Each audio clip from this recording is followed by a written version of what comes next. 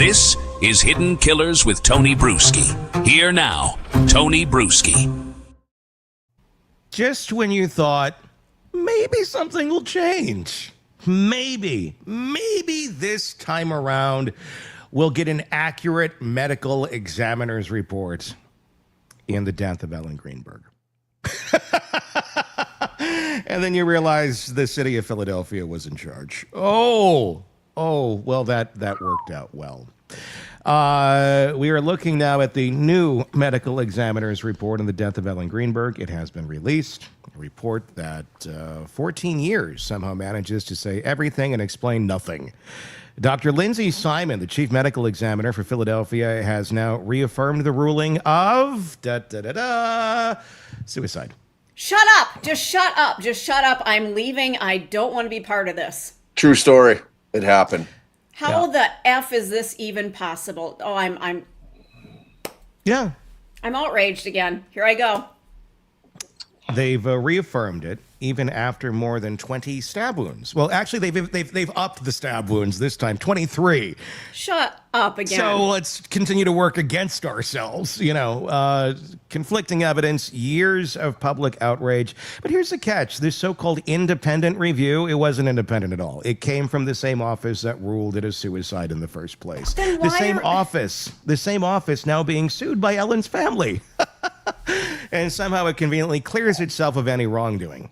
So, we're asking the tough questions, the legal questions, the ones the city doesn't seem eager to answer.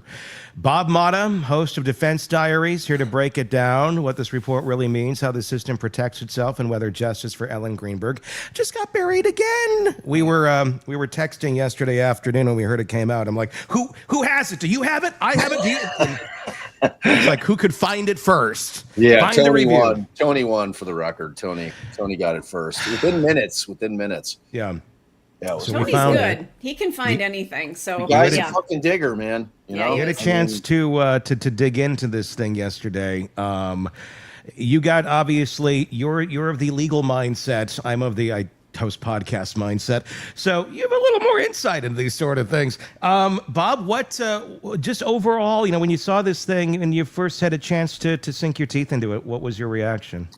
My initial reaction, having in my lawyer career prior to becoming a podcaster myself, I had looked at many autopsy reports, and one of the things I'm always saying on my show that I think that people, it kind of like goes over their head a little bit, not to speak to their intelligence level at all, but just kind of their experience in doing this kind of shit, is that anytime you have an autopsy in what could be a crime scene, the cops are there, all right? And the cops are there feeding information to the medical examiner, okay, in terms of factual evidence that they found at the scene. But with that comes their tunnel vision if they've formed it. Yeah. So if whatever they've landed on in terms of cause of death or how this might have gone down or potential perpetrator,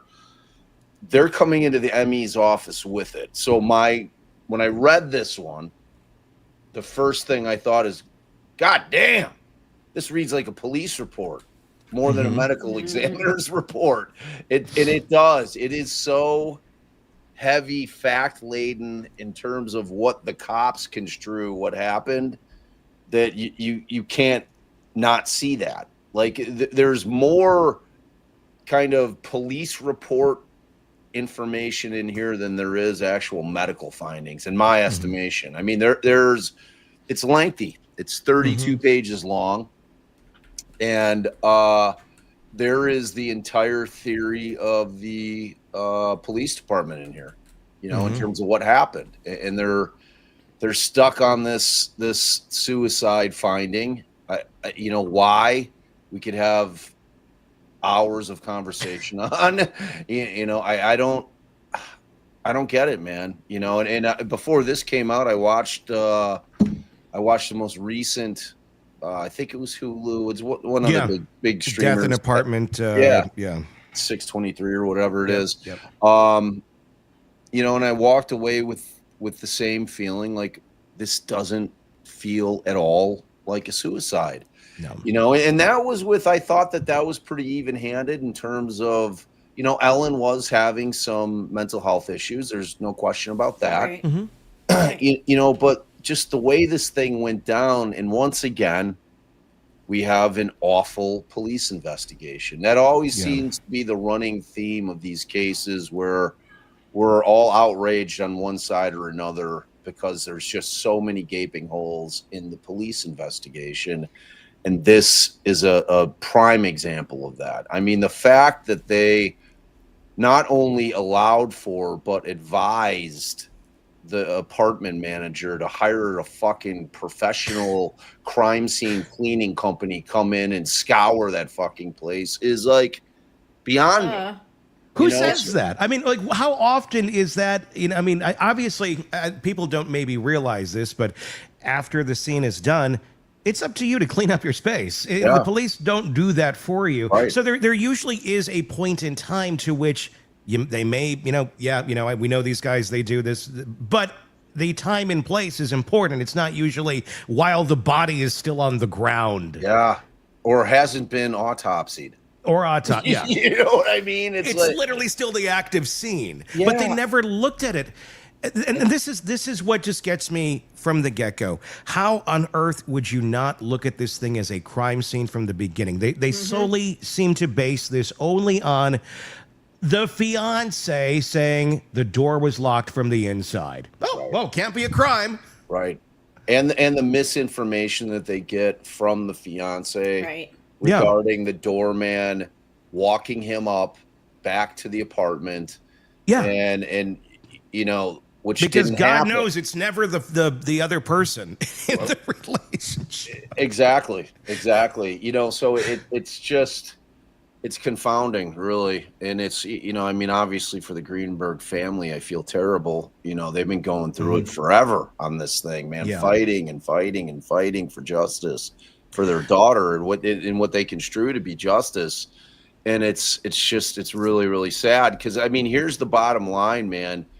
Like, no matter which way they come down on this ME's report, the evidence that was lost is lost. Yeah. You know what I'm saying? So you'll never be able to get that evidence in your own. Like, I would think if there was an honest, you know, true blue prosecutor, white hat wearing prosecutor that was like, look, I've looked at this thing, man, and I've come down on the side of this is not a suicide. You know, that they could probably get another independent, truly independent autopsy done. You know, the problem is with this thing, Tony, they're not even looking at the body anymore. No. Well, but here's Bob, here's what gets me. Yes, they lost a lot of evidence. They didn't. This was a really botched crime scene. They didn't collect evidence. They didn't treat it as a crime scene. Right, exactly. But what they did have, and what they do have, are descriptions of her stab wounds in places that she cannot physically reach. I mean, I feel like CSI Miami or something, Philadelphia, needs to come in here and do an actual episode on this. I don't know how much more we have to do on this, really. It's absurd. There's no way this woman did this to herself. Yeah, I mean, that's the evidence. I think if we were to like use AI to look up what is the average of women that commit suicide, do it by ultimately stabbing themselves in the heart. Siobhan talked about that. Our psychotherapist, she said hardly any. Right. No one does it like that. No, it's a wrist split. No, women don't do it like that. You know, I mean, that is a brutal way to kill yourself. And, you know, I mean, most women are going to pop pills. You know, maybe they'll do the gas in the car thing, you know, but to do it this way is just bizarre, man. And Todd's got the pictures up of basically a skeleton of, you know, where this is the area. This is the chart that shows where the stab wounds were, how deep they were. There's no way. The trajectory, a big long, is that a steak knife? It looks like a steak knife, which is probably about a 5-inch blade. Yeah, right? There's no way she could have gotten back so far behind her head to insert that at the base of her skull properly. How deep did N go in? Do we know? It hit the spinal cord, and that's the cut that everyone has been arguing and saying you couldn't have continued after that. Nope. Because you would have been incapacitated. Correct. But this is a new addition to the report that came out just the other day. They're saying, well, that might have been the original autopsy. Maybe they dug a little too deep, basically. Maybe they might have accidentally severed a little bit more than they intended to when they were doing the examination. Wow. That's the excuse. That's the excuse. So they're inept is what they're saying. Basically.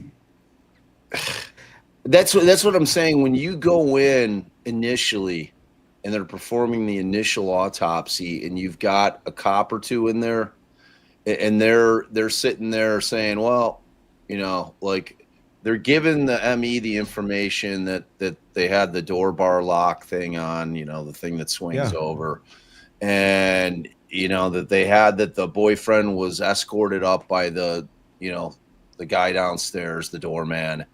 And, in their mind, this thing's open and shut. There could have been in their mind, there's no one else that could have been in that apartment.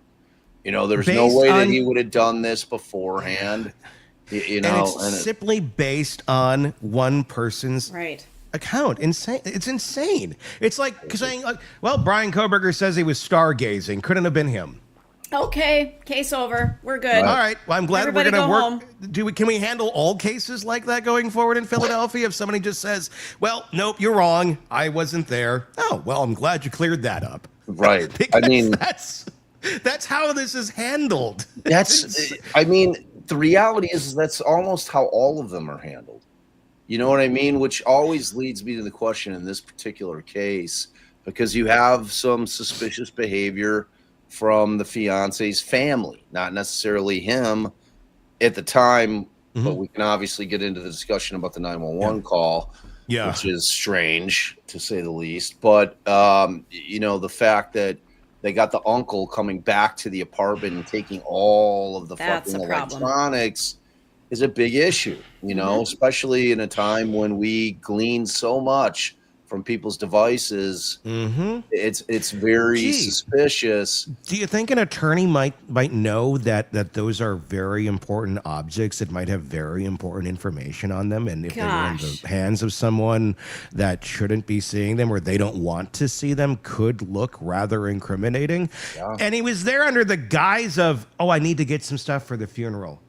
Okay, that's usually like artifacts of their stuff. Like, did you go get like her little figurines she liked, a favorite dress, some pictures maybe on the her wall? Makeup? Perfume, something. No, you took all of her digital devices. And then what did you show up to the funeral with off those digital devices, which I'm going to take a wild guess and say you probably didn't have the passwords to, being the uncle that really wasn't very involved with Ellen in any way, shape, or form, but you're the one going in and taking this shit? Right.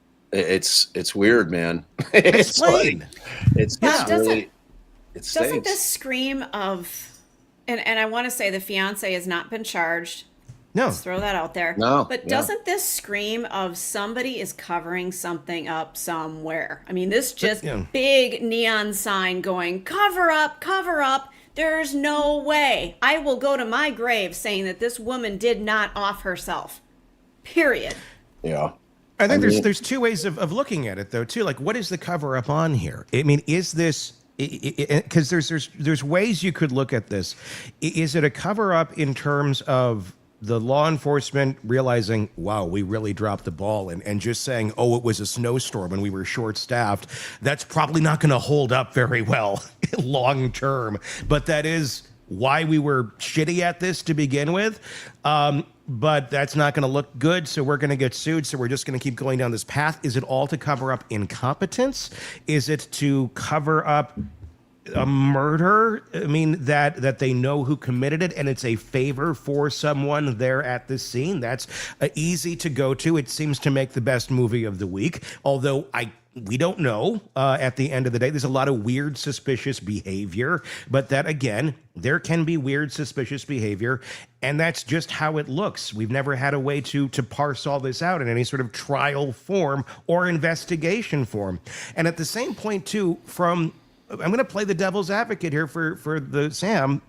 is if you had nothing to do with this.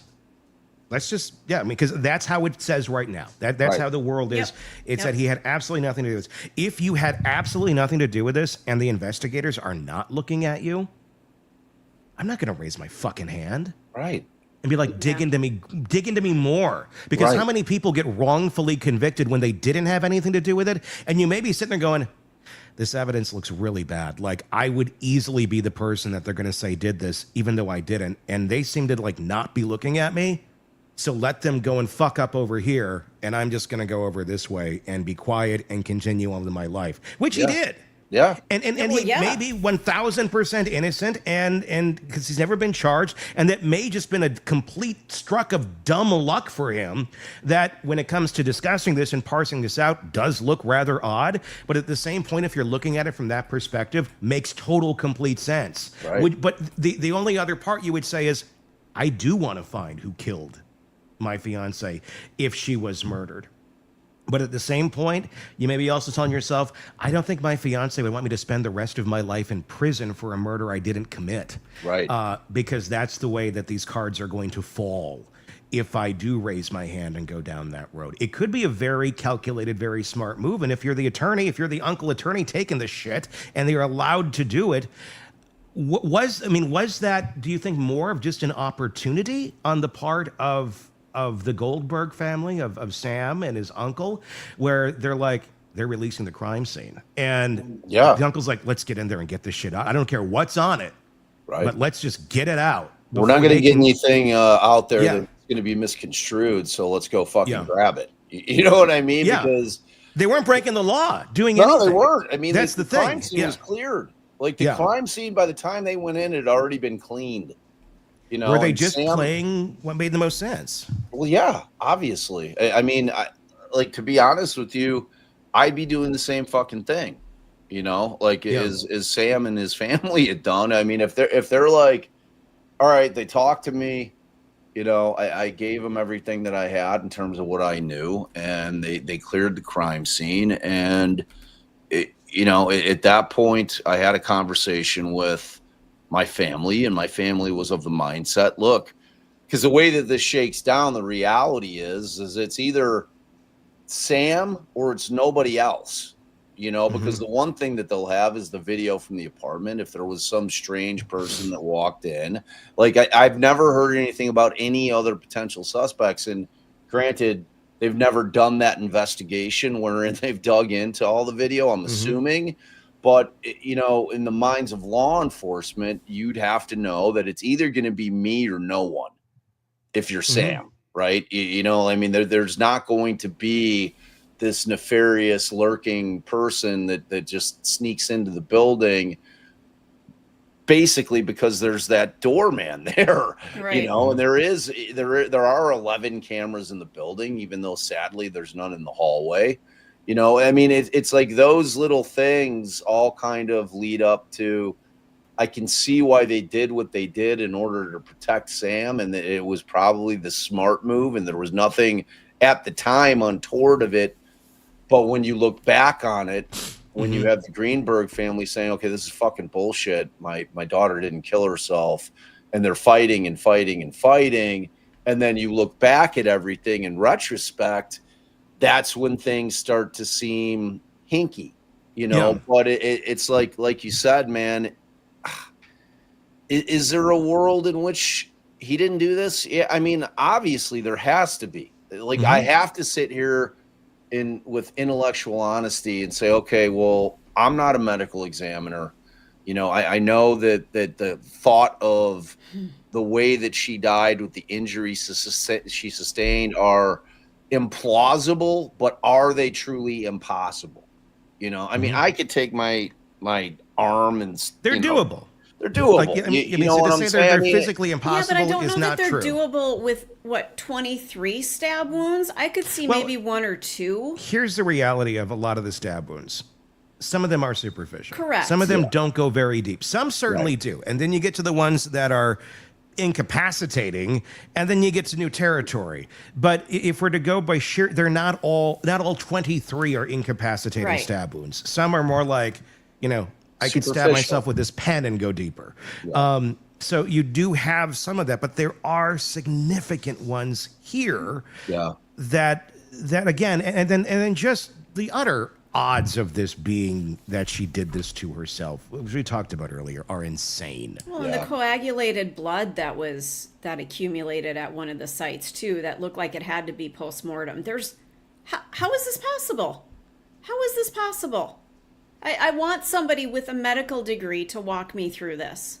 Right. And so let me ask you guys, what did you have, a psychologist or a psychiatrist on to talk about it? Yeah, Siobhan was on. Yeah. Our All right, psychotherapist. So when you ask Siobhan, so when Ellen goes in her first appointment on 1/12/2011, and she describes this anxiety that she's got going on for a couple of months, I mean, to me, is anxiety the type of thing that kind of drives you towards suicide? She filled up her gas tank that morning. Right. Or people who are going to I'm sorry, off themselves. I'm sorry, I went the wrong way. Unalive. Thank you. Yeah. Yes, I knew it was one of the words I'm not used to using. Yeah. We don't go in thinking, oh, I'm going to need gas in my car, especially if it's going to snow. I need to have a full tank. Right. We don't think like that. Right. That's not how you're thinking. You're not planning ahead. You are planning the end. People who are planning on ending their lives do not fill up their gas tanks. But a lot of, I'll play the counter on that. A lot of times it is a very spur of the moment decision when it happens. Exactly. It isn't always I'm planning this out for months and today's the day. It's like I'm doing this now and boom. But she was a very meticulous person, though. She was a planner. Everything she did was planning. This seems like such a weird twist of events for this woman who was so meticulous. If she picked up a gun and did it, it would be questionable. But this makes the methodism makes this insane. Yeah.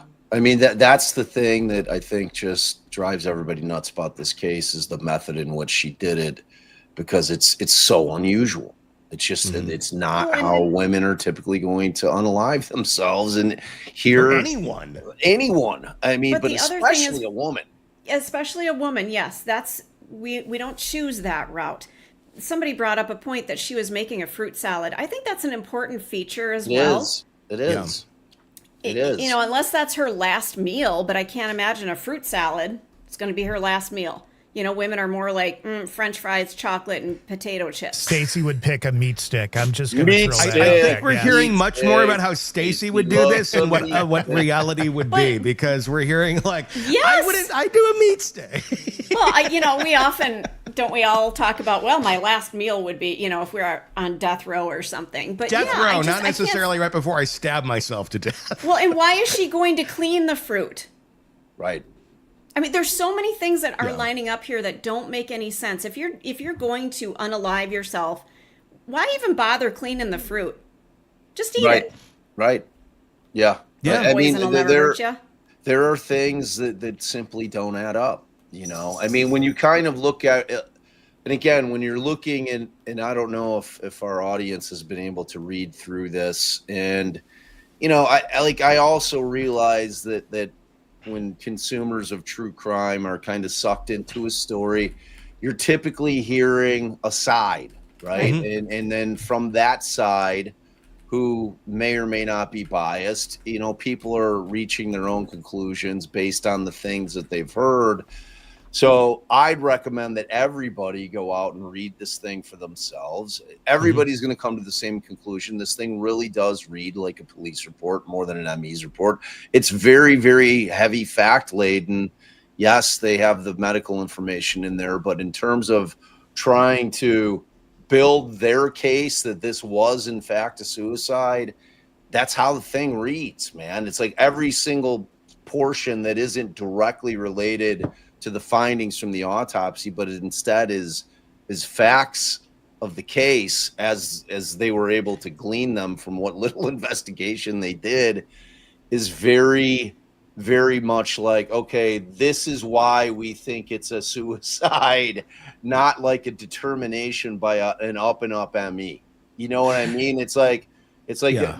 you cannot look at this thing and be like, okay, somebody wasn't in this ME's ear saying, okay, the goal of this is to convince people that are convinced that Ellen did this or did not do this to herself and that Sam did this.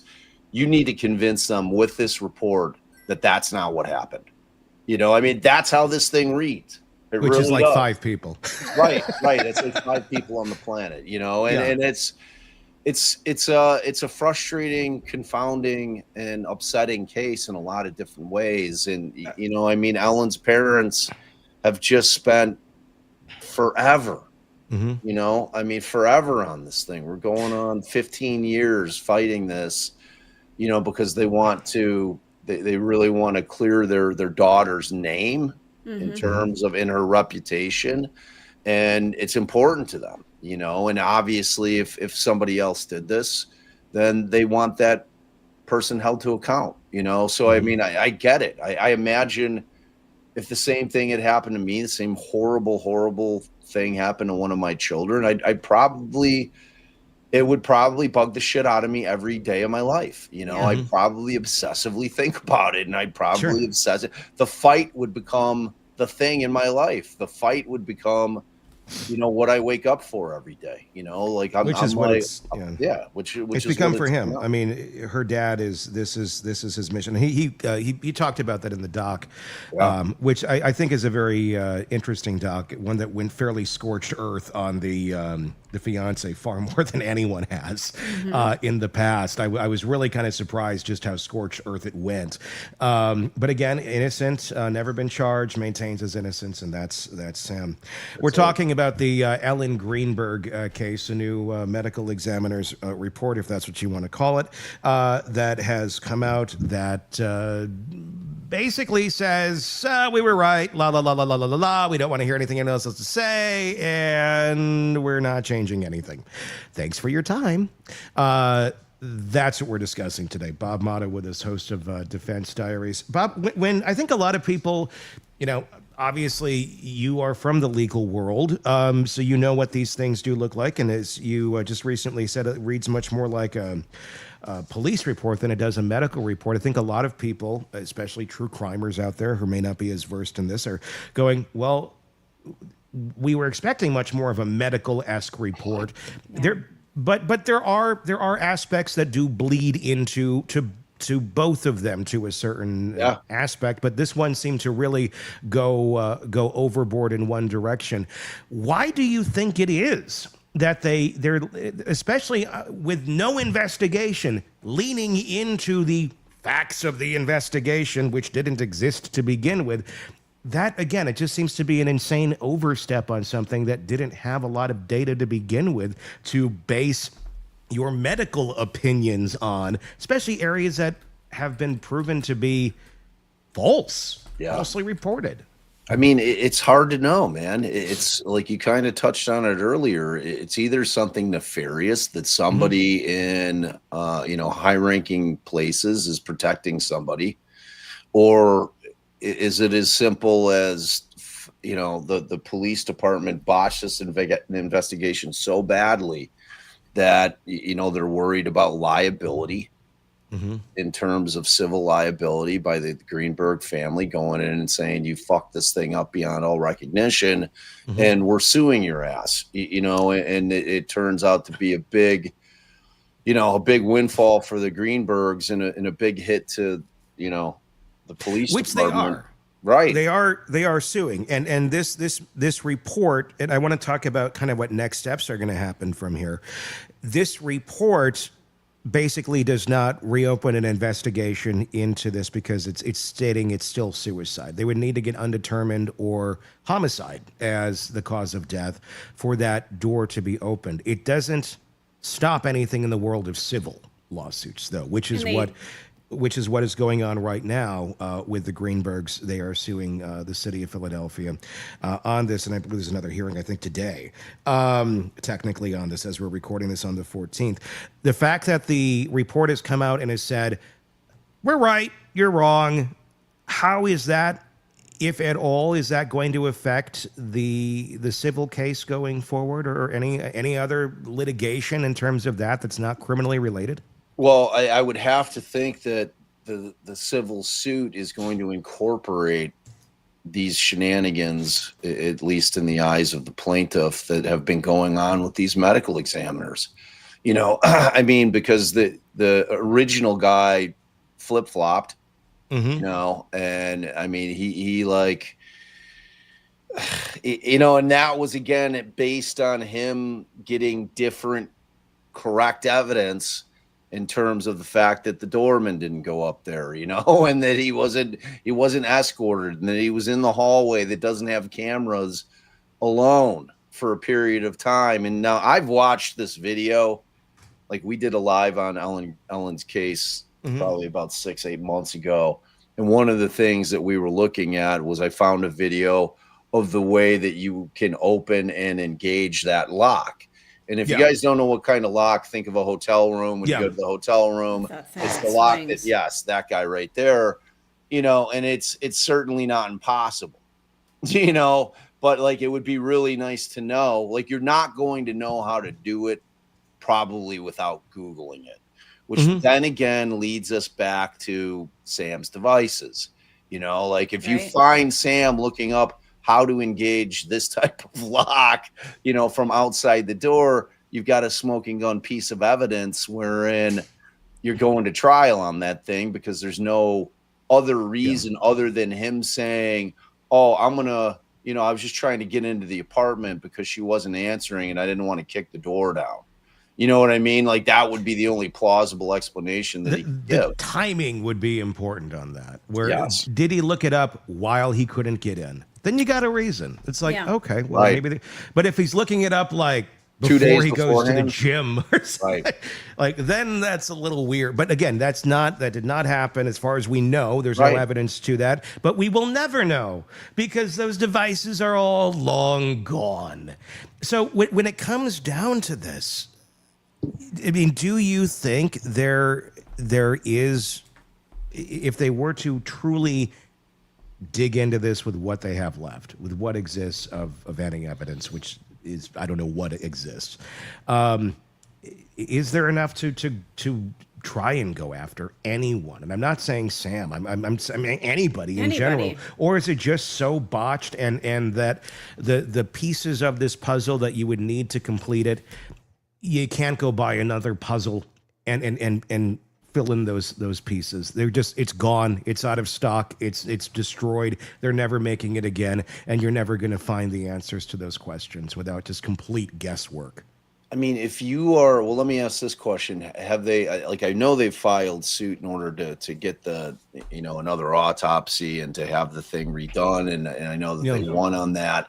That was part of the settlement. Right. That was part of the settlement. So in terms of, they haven't filed civil suit yet, have they? Well, it was settled. The civil suits were settled. That was a different thing. That was a different thing. That wasn't the, like, so if you're trying to bring a wrongful death suit, which I don't think the wrongful death suit would have to be against Sam's family, which has not happened. Yes. Which has not happened. But you know, the thing about a civil suit is it's a much lower burden. It's preponderance of the evidence as opposed to beyond a reasonable doubt. So the way that they might win that. They might. I mean, it's like probably the prime example of that is OJ, right? So OJ was acquitted in the criminal courts, and then the Goldbergs and Nicole's family sued him civilly, and they won that civil lawsuit, you know, and it was for wrongful death. So the wrongful death lawsuit found him to be liable, you know, and they got a huge monetary award in that. And, you know, I don't know that he ever paid out.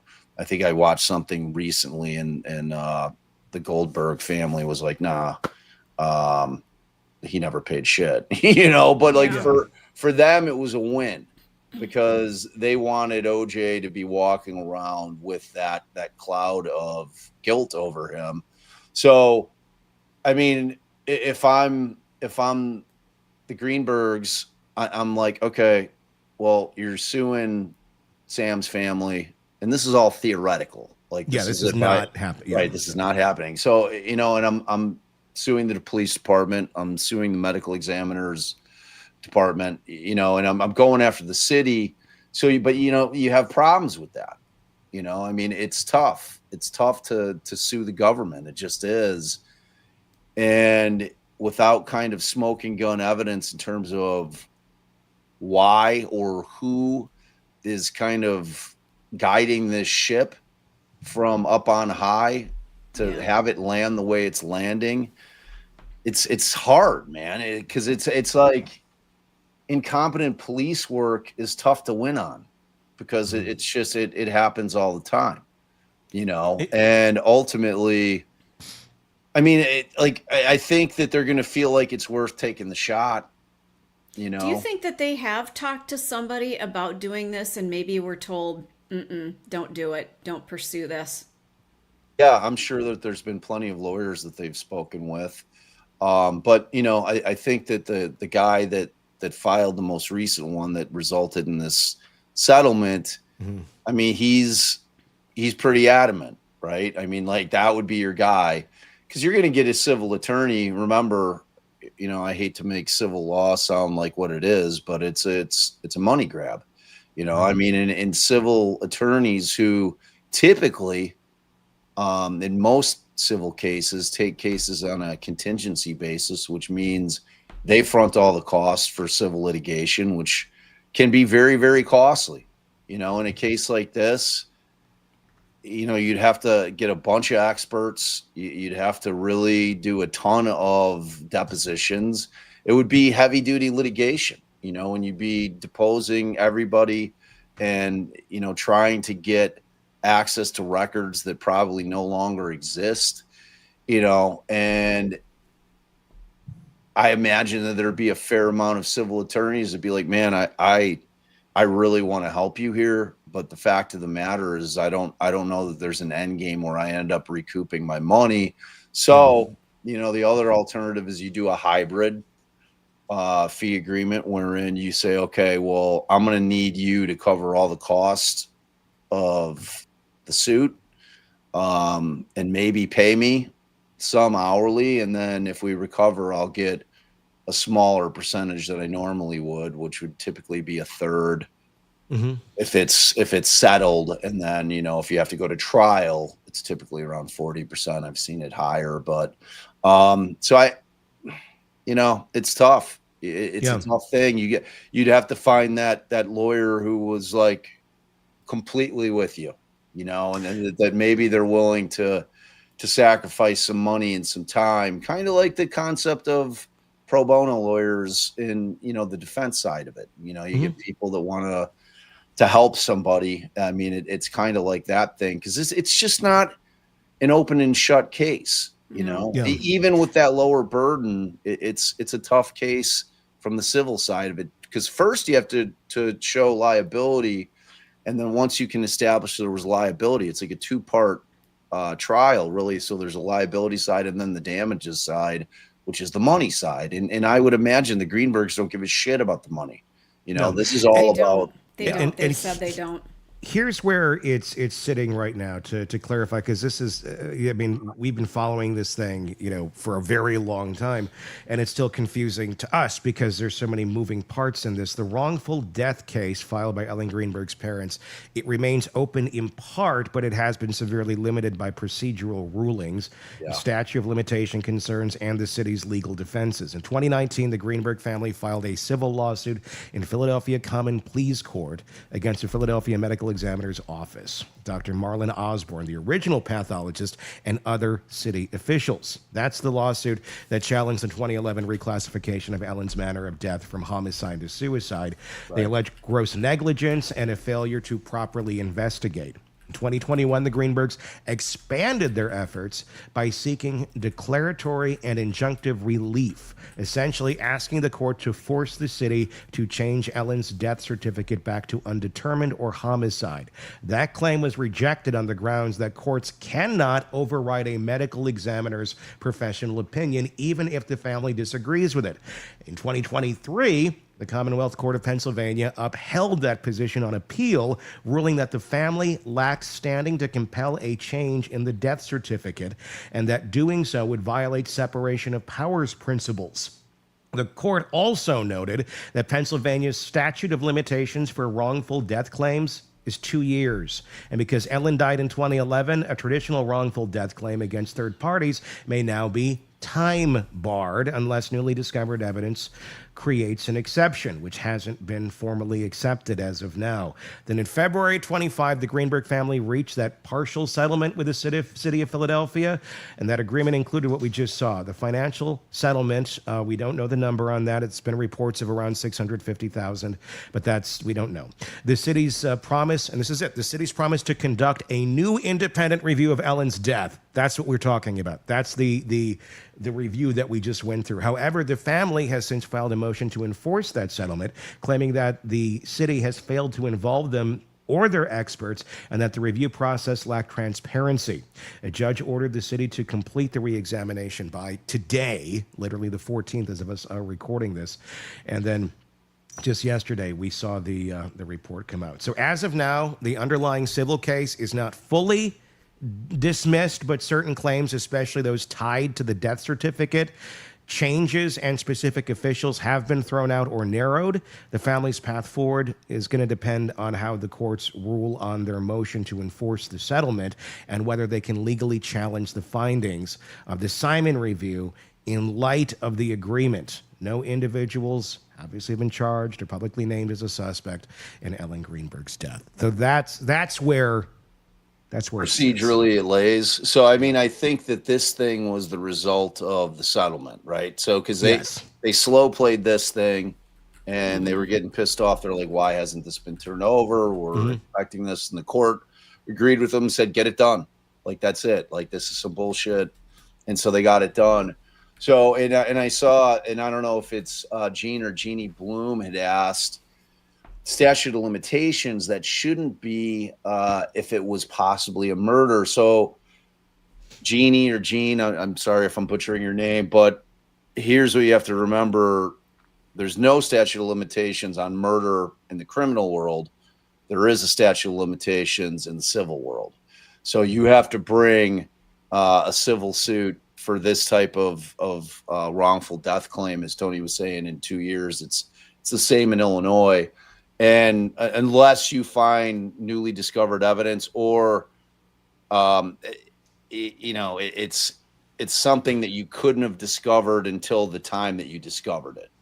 Okay? Let me ask you about newly discovered evidence, because there has been some new pieces that we've learned in the last last year, really. The security guard, the claim that's on one of the reports that Sam says that the security guard came up and watched him break down the door, basically. Yeah. Not true. That did not happen. Right.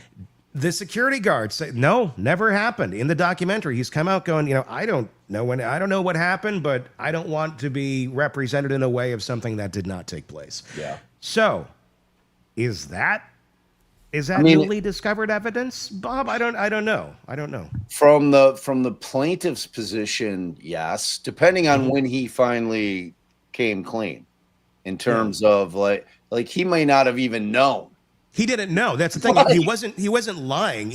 Nobody came and asked him. It was actually Brian Enton that tracked him down a couple months ago and asked him the question, because for whatever reason, nobody had done that yet. Yeah, I would argue that is absolutely newly discovered. You can't impute the incompetence of the police by never asking that question to the doorman onto a victim, potentially of a homicide, and their family. So, and in terms of the civil lawsuit,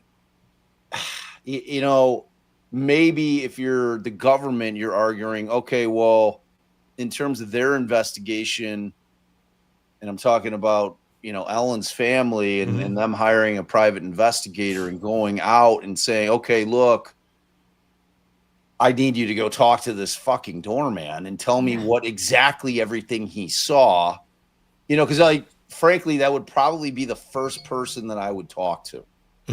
you know, if I were a private investigator working for the Greenberg, it shouldn't have had to have been Brian Enton. Yeah. You know, it should have been somebody who was like, okay, well, you know, there's this whole story out there that Sam claims that the doorman was up with him when he kicked the door in. Let's go talk to him. You know what I mean? So like, and again, I'm like Tony and I during this episode have just been devil's advocating. I think both of us are, you know, I'm pretty convinced that this was a homicide, you know, like that's where I lay on it. But I certainly, if put, you know, my feet are put to the fire, I can argue on the other side of it, you know, because I think that there's enough there. So, but in terms of that not taking place, that might be a winning argument for the government in terms of that being considered newly discovered evidence, because everybody knew that guy existed. You know what I'm saying? And it was merely a conversation. And if you watched the documentary, he was a very forthright guy. Yeah. You know what I mean? It's like he was kind of unwittingly sucked into this thing as being essentially Sam's alibi. Yeah. I mean, like if you're to look at Sam as the culprit here, I mean, the doorman was the guy. Well, I was there. Yeah. Now, that doesn't mean that Sam couldn't have gone up.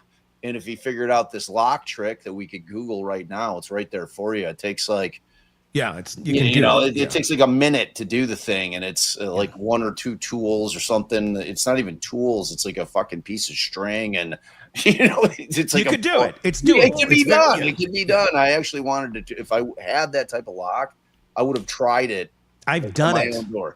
Did it, like, how easy was it? It's doable. It's not hard. How long did it take you? Did you time it? I tried doing this a lot. This was like before I even knew about the damn case. I was curious because I had one of those in my apartment. Yeah. And I'm like, wonder how this would work. You know, I'm like, I'm just curious. And I fucked around. I don't remember, like, 'cause it was years ago. I think I used like, I don't know, a stick or just something that I could throw in, that I could kind of manipulate it with. And it's doable. Yeah. You don't have to even do it the exact YouTube. There's ways of doing this. There's ways of getting past a lock like that. It's not an impossible task. Right. It's not a deadbolt. No, and clearly it wasn't ripped out of the wall either. No, it wasn't. You know, so it's not an impossible. And here's the thing, you know, we do see the damage on the door on the latch piece, very minimal damage. Sam has not been charged with anything. He's innocent as far as we are aware. You could do this from the inside too if you wanted to make it look like you really did this, that you really had to coax that thing open. You simply shut the latch and then you start jerking on the door, and you'll get a hammer and 100%. You'll pound it up. You'll get the exact same results. Exact same results. It doesn't mean he's on the other side kicking the thing open. It means somebody's trying to make this look like something happened. Now, I'm not saying that's what he did, but I'm saying it could be, and we don't know the answer to it because we already now have a piece of evidence over here that says, he said the doorman was up there with him. And why was he lying? That's not true. I want to know why he lied about this. Well, I want to ask this question too. I'm going to play devil's advocate because the police already effed up 50 other things in this. Who's to say they didn't F up that part of the note taking too? Oh. Yeah. Okay, fine. I hate that, but who's to say? Because it's only in one report. It's not in all of them. Yeah. Who's to say that doorman, you know, when it was being written, there weren't, you know, intermingling things in their mind of, well, the doorman, because they did eventually they did talk to the doorman while this was happening. Right. Why? So if I'm wondering if it was Sam said that the doorman was up there, or just one of the officers conflated it as, well, they're here together right now. They must have been here together when this happened. Doorman was there while this was happening. Or boom, it's on paper. Sam says it, and the cop just assumes because it's the doorman, and there's a person locked out of their apartment that the doorman, like it was an assumption thing that the doorman would have escorted him up there. Yeah, it's like, and then it looks again. That's another piece of evidence that looks like absolute shit on the cops. Because it's just incompetence running wild. And it's a mistake, yes, but it's also a very key mistake in a very important life or death investigation of someone as to what happened to them. And you wouldn't want that exposure now, would you? No, not at all. And, you know, I think from the perspective of the concept that maybe Sam did this, and just to understand, like Tony and I and Stacy aren't trying to get sued here. So when we speak carefully about this out there, don't glean anything from it. No, we're not saying he did this by any means. This is conjecture of the conversation. Right, exactly. So I want to always say that it's kind of like a disclaimer, right? We always put a disclaimer when we're talking about a case like this. So, but in my world, if Sam's the guy, it happened exactly the way that you said, is that whatever took place. Now it's bizarre to think that he would have gone down and worked out after he had done this, but it seems to be that would have to be the case. But in my world, there is no opening that lock from the outside. He went back into the apartment, he engaged the lock, and he did exactly what he said. Just pulled it really hard, to get it to make it look like he had to get into the apartment by kicking the thing in. So, because that's the easiest way to do that, right? Where you give it this, this look that, oh yeah, I had to kick the door in because that's, I mean, who's going to say that you're wrong? Because if I'm stuck out in the hallway for an hour and my wife is in there, and I know that they're not married at that point yet, but like, I'm screaming at her. I'm like, what the fuck, Allison? What the fuck? Pounding on the door to where neighbors, like all of the neighbors that are home, which I'm assuming was a majority of them with the storm, like bearing down. They're all snowed in. Right. They're all snowed in, are coming out and poking their heads out into the hallway. Well, why weren't there other people helping too? Because this is his person and she's not responding. He should have been fucking frantic. Right. And well, here's the deal. He was going up and he took an hour to get into the damn apartment. And there's two ways of looking at this. And when I was watching the documentary, I thought it did a really interesting way. Here's what I gleaned out of it was he made a big scene. The hour prior trying to get in, he talked to the doorman. He talked to some other people. He made it aware. He made others aware that he could not get into his apartment, and he was going to effing break the door down. I believe that's what the quote was, or something of that nature, to the doorman, because the doorman could not leave his post to go help. By law, the only thing he could, or by the building standards, the only thing he could do was if the police came, that he could move and leave his post. Well, and some people in our chat he didn't leave said, until then. So that being the fact, Sam did make a scene. Now you could look at it two ways. Was Sam making a scene so it looked like he was concerned and he was trying to get in, and so others would be aware? Or was that Sam just being genuinely a human being that's concerned and trying to get in, but not thinking the gravity of the situation was where it was, that maybe she's asleep, maybe maybe there's a way to get back into this apartment without causing damage to the apartment? Then why didn't he call the authorities versus his family? Because if I'm frantic and I can't get to my person, and God forbid they're, having cardiac arrest and are on the kitchen floor, I'm going to call the authorities. I need help getting in there. I'm not going to call family and set my alibi. No, and that's the other part of it. That's the part, then you add that aspect in. So you have all these things that could make logical sense and how a human being would react. Why you'd be calling your attorney uncle when your door is locked and you can't get, it doesn't seem to be time to call your attorney uncle. Like, the door's locked. I'm not quite sure why I'm not able to get in. I would think, I don't know, I'd be calling a locksmith or something. I know someone. I call the fire department. They can bust down the door. I'm not calling familial legal backup. I have a real world example of this. Now, Allie wasn't inside the apartment, but I had gone down to the Jersey Shore, and my in-laws have a condo down there. So, and I had taken, it was around Father's Day. It was 2 years ago. I get down there. It's a building. There's a doorman down there. It's pretty well regulated in terms of, there's always somebody down there. I get upstairs, I have the key, and I open it and the door won't open. Like I can't get it open. I'm like, what the fuck, man? So my first call. Now again, I don't have my loved one in there, right? Like, and I haven't been gone for an hour, because I would have done the same thing. I would have pounded on the door. And in that situation, remember, the door opens about 2 inches. So Sam, in theory, to kind of to put away with the concept that he couldn't have woken her up. Like I'd be yelling if I thought that she had fallen asleep. I would. I'd be like, yo, yelling through. Are you wake up? Are you asleep? What the? I'm stuck out here. I'd be getting increasingly irritated. So in my situation, I call my in-laws right away, and I'm like, because my first thought is, I don't want to break this door. It's like, I think it seems like it's stuck just enough to where I could probably do a shoulder bump pretty hard and get the thing open, because they didn't have, it wasn't the flipper lock thing. It was like something was stopping the door from opening. I'm like, what? Like, is there something behind the door? It was really weird. So ultimately I go down and I ask the people in the building, I'm like, what should I do with this? And they're like, you should probably call a locksmith. So the building wasn't taking any kind of responsibility, because they are condos, right? You have ownership. It's your responsibility and I think that they would consider the door to be your property.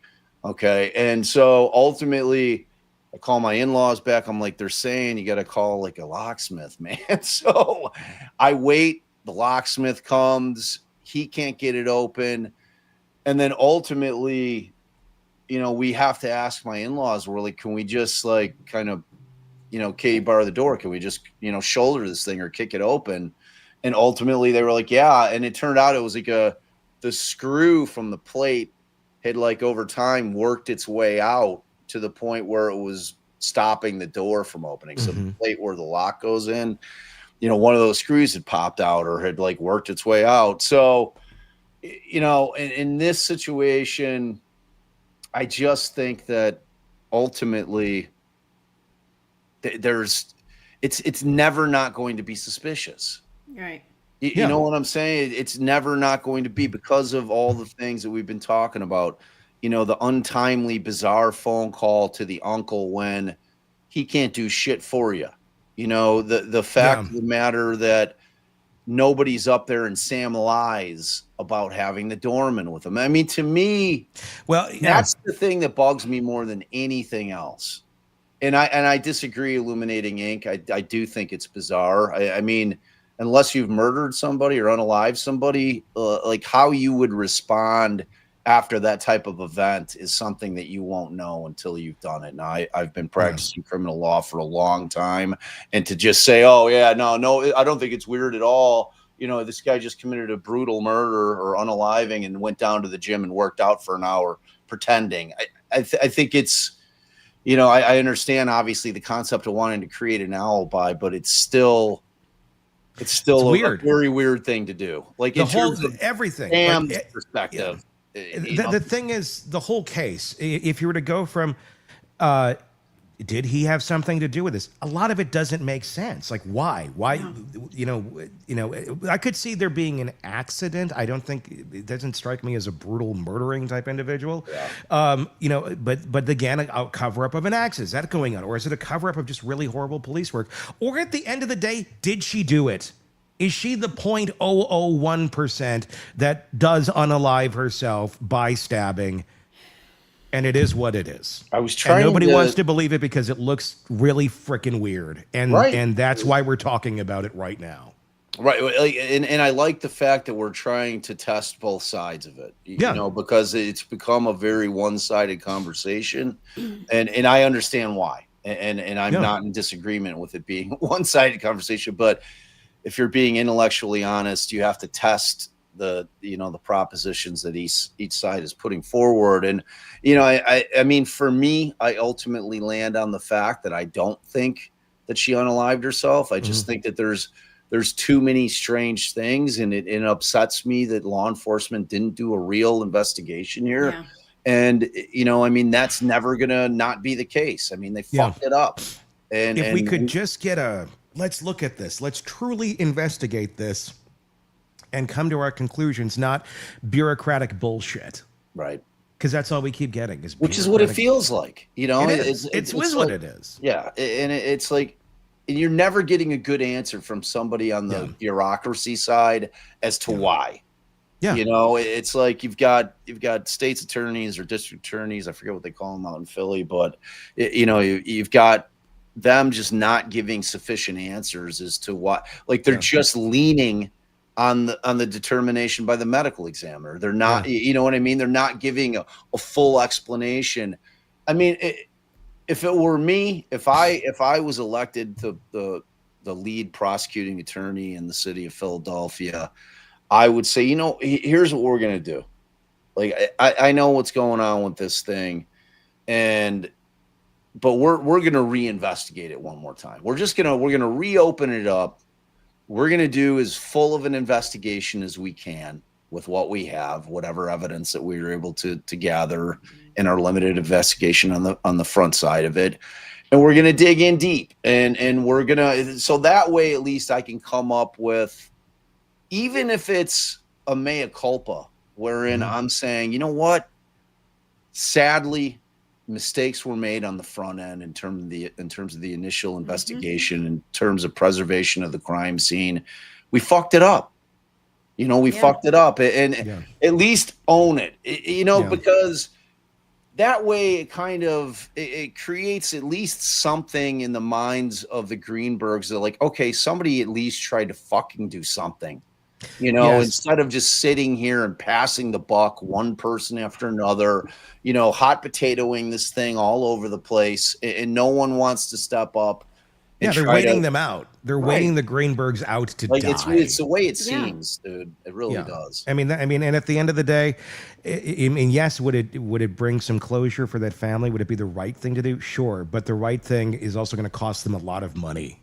If they were to come out and say, we really fucked this up. Because I don't think there's necessarily a world that exists where it's like, we really fucked this up, and now we're not going to be remotely liable for anything we screwed up here. Yeah. So it's there's always going to be that way. Not right. How thick are the walls in this place? Is anybody ever? No, I mean, seriously, we're talking about, like, this is the, we've all, if you've seen the documentary, you've seen, it's a hallway that's much like a hotel hallway. So you're going to be sharing. I would have to think that if Sam had done this, that Ellen would have been screaming at some point. You'd think. With like this many knife injuries and knife wounds. I would think if she's doing it herself, she'd be screaming at some point. Yeah. Maybe not. I don't know. Like, I don't know about Bob, that. I burned myself on the oven last night. But that's not intentional. You know what I mean? Like, if you've decided to do something and you're adamant about doing it, I don't know. Like, I honestly, I'm not going to die on the hill. I get what you're saying. Sure. I mean, when you injure yourself, like, out of the blue, your initial instinct is like, I mean, you're going to do that. If you're of the mindset, like, are women, like, if somebody's slitting their wrists, are they screaming? I don't think so. I don't know. I don't know. But to me, it just seems with that amount of violence that there would have been some kind of ruckus, that somebody would have, somebody would have heard something in that apartment. And I don't know if that was ever investigated. I don't know if anybody ever went and talked to all the neighbors at length. I'm sure somebody did. They had to have. Did they? I don't know. It took, because it literally took how many years to get the doorman to say, yeah, I wasn't there. Right. I mean, it's fucking insane. I don't know. There's so many questions on this. I mean, it's insane. So there we go. Another brick wall for the Greenbergs and anybody interested in justice. I think we all kind of knew it was going to end here, though.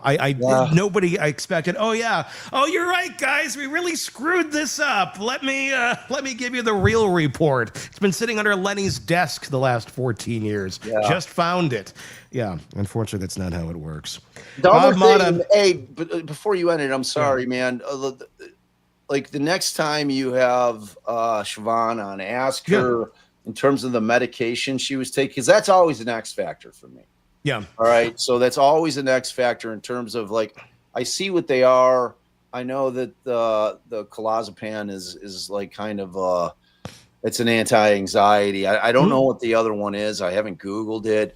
They're very common. Everything that she was taking was very common. I mean, honest to God, a lot of it's like things I've taken over the years, or many of us have. And it's like, I mean, are either obviously, of them psychotropic though? Like, are either? I don't know of off the them, top of my head. how do they interact with one another? Is it, it's like I always want to look at medications that people are taking because I don't trust big pharma. You know what I'm saying? But at the end of the day, I mean, could anything, be possible? Yes. It's kind of if you're allergic to this medication, don't take this medication. Well, right. It may cause, thing. it may cause your testicles to fall off, that kind of thing. I think they can do anything technically, but was this some sort of dramatic interaction of drugs that would have been standout? No. It was not. It was very common. Or something that you would have seen a buildup from. Because it's like there's a case that I'm going to be relooking at, and it's a horrific case, and it's an Illinois case, and it's a family annihilator case, and it came out after Christopher Vaughn was tried, and he was seen as the absolute monster because he was convicted of killing his wife and his 3 kids in the car. And it came out that she was taking this Topamax, which came out I've a little bit. taken that for migraines. Yeah, and it came out after the trial just how differently the wife was acting leading up to the day that they were taking this drive to this water park, and and that was one of those cases where Chris had been to a strip club and had spent money there, and so they had him pegged as this, this scumbag who had done this, when the reality in that case very well could have been, because it's like there was no black box warning on that FDA warning at the time she was taking it, that it does give people suicidal ideation, which is hand in hand with homicidal ideation. Yeah. So, I mean, it's just like, I always kind of look at the scripts that people are taking because it's an important element of any investigation, I would think. But it's a sad case, man. It really is. It's just all around. And I know, and I want to finish on this. I know we've gone long, but the concept of, it's frustrating for people because Sam's never come out and said shit other than make this kind of bold proclamation about mental illness and mental health and how important it is. So it makes it seem like he's just leaned onto that thing and has never really had a full discussion. But if you were Sam and you had nothing to do with it, would you say anything? I don't know. It depends. It depends. Are my kids because he's married with kids now? Are my kids walking around in fucking school after the Hulu thing dropped?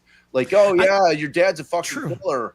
I know. I mean, at the end of the day, is there, I guess that's I'll ask this last question. At the end of the day, is there any positive? Let's assume, as things are standing right now, that Sam had nothing to do with this. But there's obviously this scuttlebutt now, even more with the Hulu thing going on, about what if? Yeah. Does it benefit him in any way, shape, or form to say jack shit about this, other than mental health awareness is important and crises can happen, like he has said in the past a few times? Does it benefit him to say anything about anything whatsoever in this, or does that all just 1000% open him up to legal liability?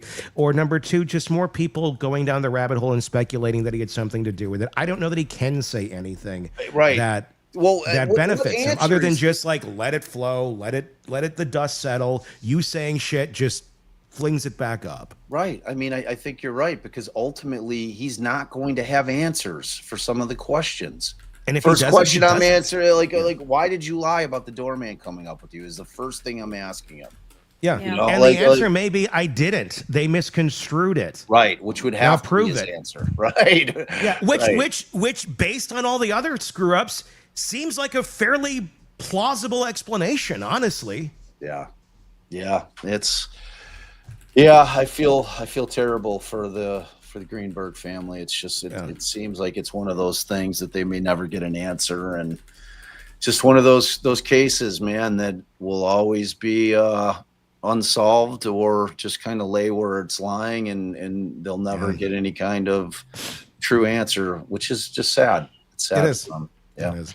Bob Motta, host of the podcast Defense Diaries. Get it wherever you get podcasts, and check out his YouTube channel. Be sure to do that. For Stacy, for Todd, I'm Tony Brueski. Be sure to let us know your thoughts in the comments section, and be sure to press subscribe wherever you're downloading podcasts. Until next time, I'm Tony Brueski. We'll talk again real soon.